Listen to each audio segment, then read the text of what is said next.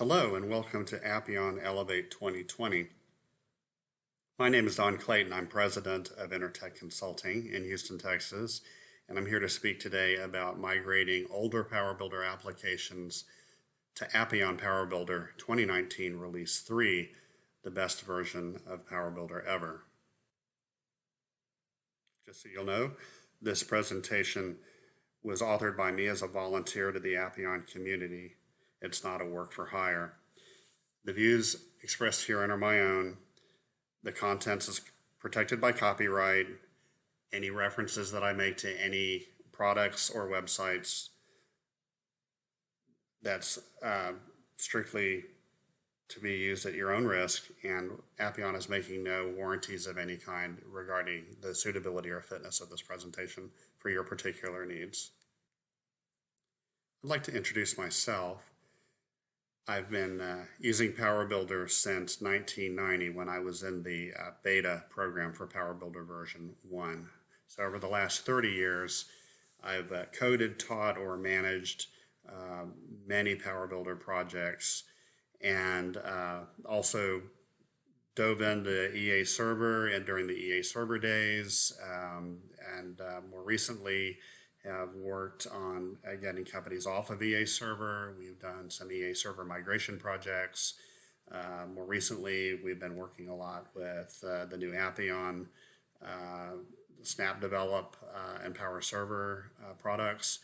And in that capacity, I've been very involved in the PowerBuilder community. I'd like to talk about Intertech for a minute. Intertech is the oldest and largest PowerBuilder consulting firm in North America.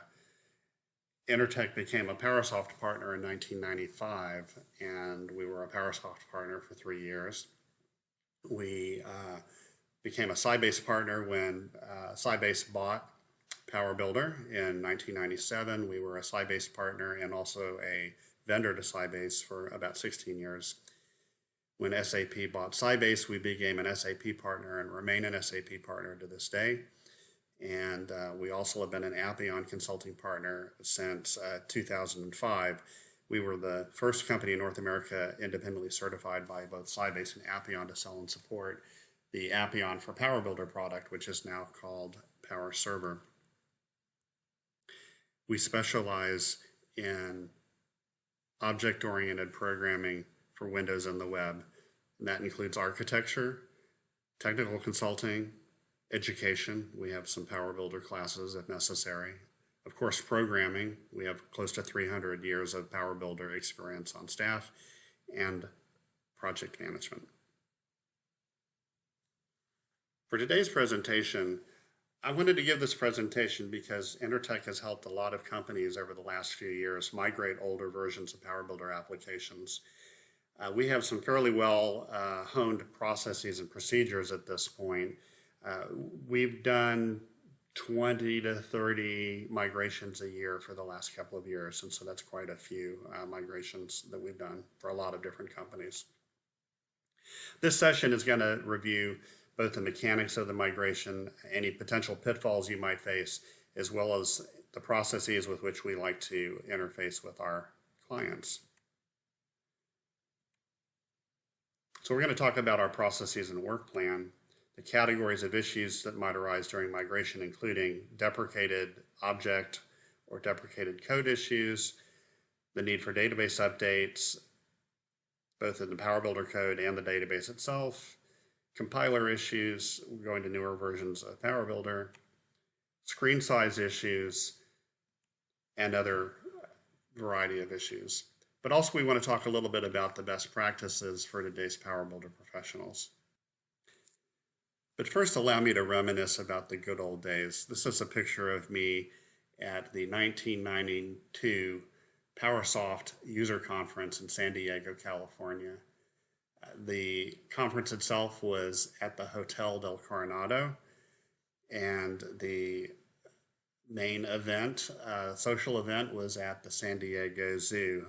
This picture was taken the night of the San Diego Zoo party. And that was about the time that PowerBuilder 2 was out and PowerBuilder 3 was about to come out. And I've got a reason for talking about the good old days. We were contacted by a company, it's a Midwestern manufacturer, that had a PowerBuilder 3 application that needed migration. And what we discovered was that the company actually was running the application from within PowerBuilder 3. This is before there was any kind of copy protection on the product at all.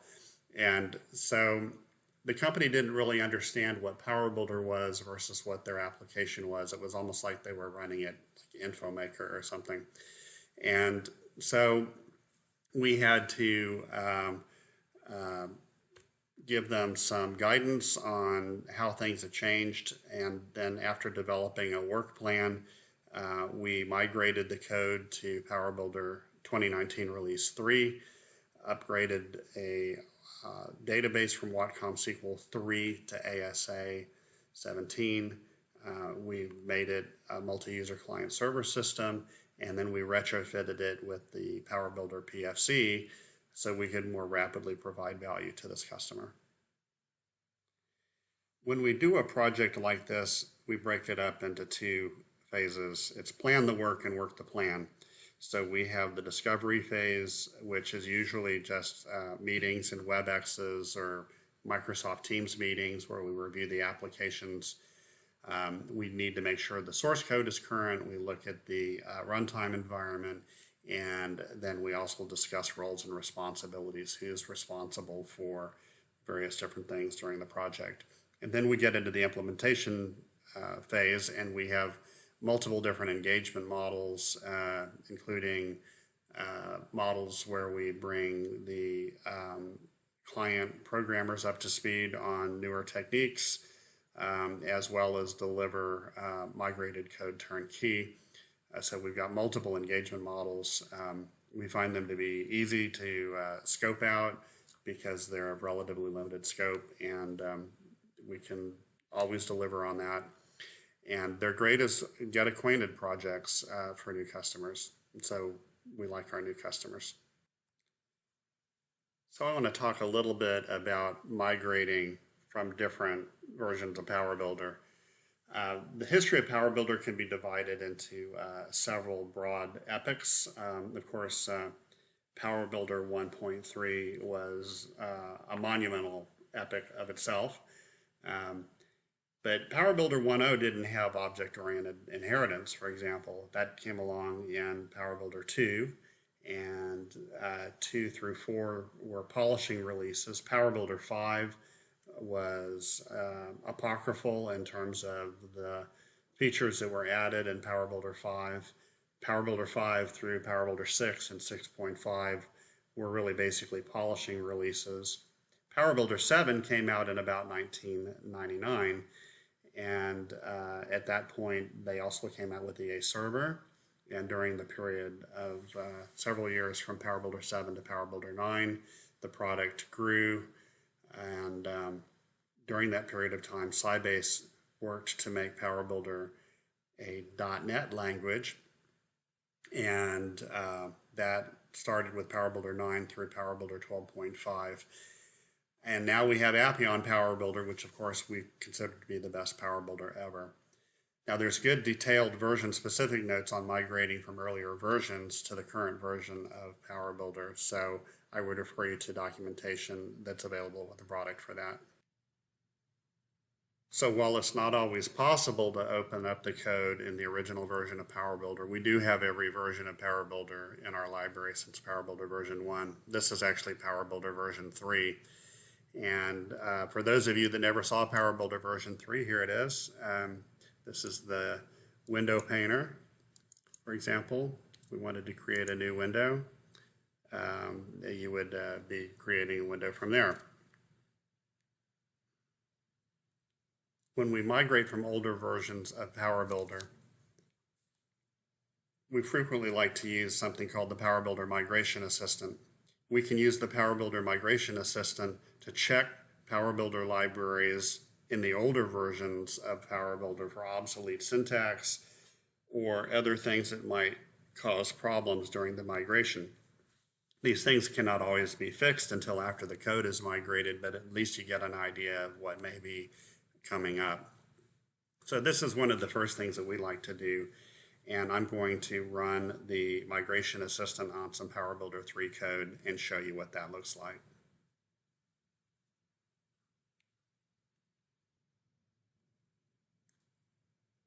To open the Migration Assistant, select New, and then you can double click on the Migration Assistant here. And this will allow us to look for use of funky, which was an old DLL, PowerScript changes, and then other kinds of syntax that you can put into a user-defined file. We go ahead and select all of the things would be relevant here since we're migrating a PowerBuilder 3 application.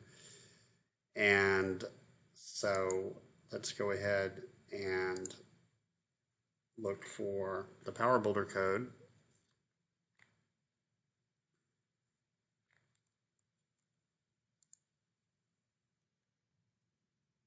Here I have some PowerBuilder code, including the PowerBuilder sample application. Let's go ahead and pick that. And in fact, we'll go ahead and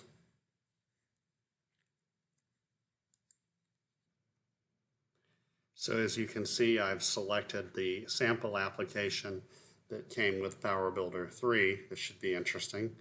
I'll go ahead and click on the next. You can see the various different versions I'm going to be checking syntax for, and when I click finish, it actually goes and looks through all of the objects, and it creates a list of code that is going to need to be addressed. Here we see some things like, the modify method used to be called DW modify. Set action code is no longer a viable application method, and other sorts of things like that. So you can see there's actually quite a bit of obsolete code that has come up in the analysis of this application and getting ready to move this application to a newer version. I now want to show you what our client's application looked like immediately after we migrated it. We were able to migrate the code, and we were able to get rid of some of the obsolete syntax that was involved in this application. But you'll see now that I'm actually running the application inside of PowerBuilder 2019 R3. And I might mention that you shouldn't try doing this in Visual Basic, because if you tried to open up a Visual Basic application in VB.NET, your mileage would not be as good as this. You can't migrate VB to VB.NET very cleanly. So I'm going to go ahead and start the application, and let's switch over to it.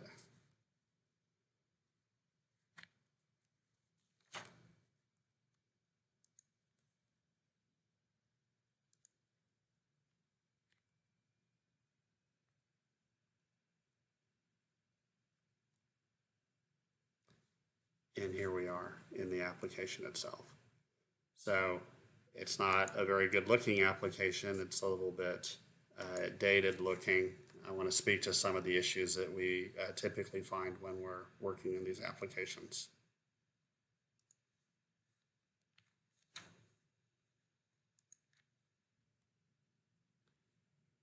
One of the most important things to deal with are database updates.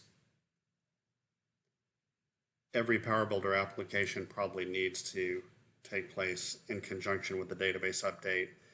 And in fact, database updates are one of the main reasons that we are called in to do a migration. In addition to moving to a newer database, you'll need to check the transaction objects properties in your existing application code and revise as appropriate. The names of drivers have changed, the DBMS names have changed, the values of the DB params have changed over time. So there's quite a bit to check out there. And The databases that we see in the wild the most include SQL Server, which because of changes to syntax and other changes to database drivers over time, that's probably one of the more complicated ones to do. But there's also Oracle, SQL Anywhere, and ODBC. ODBC being maybe the more straightforward to do. We recently did a DB2 on ODBC application migration that actually went very smoothly. Another thing that will happen is that the PowerScript compiler has changed over the course of time. PowerBuilder 2.0 introduced the concept of object orientation, so you could have applications, objects that were, well, I say window objects, for example, inherited from other windows. But then over the course of time, the compiler became increasingly strict. Examples of that include the rescoping of variables and methods and the renaming of many methods. Methods and objects were deprecated along the way. For example, the transport object, which gave us distributed PowerBuilder, was taken out in PowerBuilder 6.5. So you have to remove any objects that rely on the transport object, including the objects that are included in the PFC. There's some other interesting things about variable declarations. In old versions of PowerBuilder, you actually could use a variable before you declared it, as strange as that might sound. You also were able to declare a variable in the ancestor and declare it a second time in the descendant, and the compiler didn't seem to mind about that. So all of those sorts of things can come up during a migration. You might have accidentally used a variable that was out of scope, or you've got it declared twice. Also, the reserved words that have come along with the language have changed over the course of time. And then, of course, as Sybase prepared PowerBuilder to become a .NET language, Sybase intentionally made the compiler increasingly strict over time. So you have to be ready to deal with anything that throws at you. In addition to that, PowerBuilder became a Unicode language in PowerBuilder 10.5. So when you're crossing over from PowerBuilder 9 to a newer version of PowerBuilder, you may have Unicode issues as well. So as you saw in the demonstration of our client's application, when we additionally migrated it, it didn't look very good. Older PowerBuilder applications tended to be designed for smaller screens, and so they would only use a fraction of today's available desktop. So the question becomes, if you've got this additional desktop space, what do? Well, you can use the resize services to allow the windows to take up more of that desktop space. Also, Appeon has a very good resize service that doesn't require the PFC. But we can also create new navigation metaphors. I'm showing you an example from one of our projects that we did a number of years ago for the Mexican National Oil Company. And here we see an application where we added a Outlook style control that was built based upon the menu and the security behind the menu on the fly to give the user a new metaphors for navigating around in the application. By creating another navigational metaphor in addition to the menus, it increased users' abilities to learn how to use the system, and also took up some space that we didn't really need to explain away. Today, you can use other sorts of things like the ribbon bars that have become available with the new version of Appeon. And there are ways to dynamically build ribbon bars from menus and use ribbon bars to good effect to modernize a PowerBuilder application. My point here is that PowerBuilder applications almost always need to be modernized somewhat. There's a variety of techniques to make them appear more modern after you migrate them. So you have other issues, including these applications can have a very dated look and feel. That could include the use of color. We see the old Windows 95, Battleship Gray, older fonts like MS Sans Serif, older navigation styles, dated use of Windows controls, and other sorts of things like that. So we can address some of those issues. In some cases, we'll do things like programmatically take over the UI and dynamically standardize colors and fonts and so forth within a migrated application that would make it look more modern right away.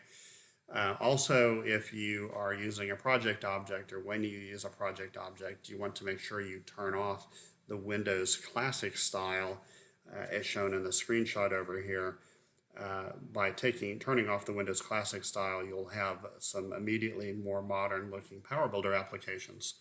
But you should also look for other opportunities to refactor or enhance these applications to make them look more modern. But application development today is very different from the application development of 25 years ago. So there are a wide variety of best practices that you can use today. One of the things that we like to ask customers, what are you using for issue tracking? How are you managing your issues? Are you using agile development techniques? And what are you using for source code control? Obviously, there's been a lot of advances in source code control with Git and SVN now being natively supported by PowerBuilder. And layering on top of that, we can do interesting things with what's known as continuous integration and continuous deployment, where you would automatically pull your code out of your branch of your repository, build it, and deploy it without any user intervention. I'd like to give a shout out to Miller Rhodes with Intertech, who's doing a session on using source code control with Git. And last year we discussed some automated build and deploy techniques that we used on a big Snap Develop and PowerBuilder project. Also, coming in 2021, we're very excited about the new deployment techniques that you'll be hearing about in this conference. The Power Client deployment technology, which allows for a zero-touch HTTP-based deployment. We're very excited about that. And then coming in 2021 with PowerBuilder 2021 and PowerServer 2021, the ability to turn a PowerBuilder application into a native Windows Web Services application where you do not need the PowerBuilder database drivers in the client tier and can delegate that to the middle tier. We think that's going to be a huge thing for customers that are using Citrix, customers that want to distribute the workload over the internet, perhaps due to COVID. And so we're very excited about these technologies.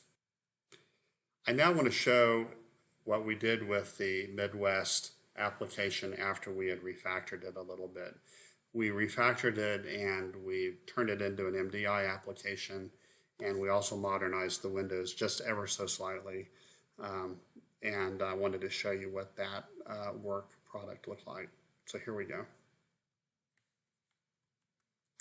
I guess the first thing that you would notice about any application that has been turned into PFC is that you have a lot more PowerBuilder libraries than you had before. So we've added the PFC. We also added some third-party controls like the data window to XLS control from Desta, which we like to use for formatted display of reports. Let me go ahead and start the application, show you what that looks like.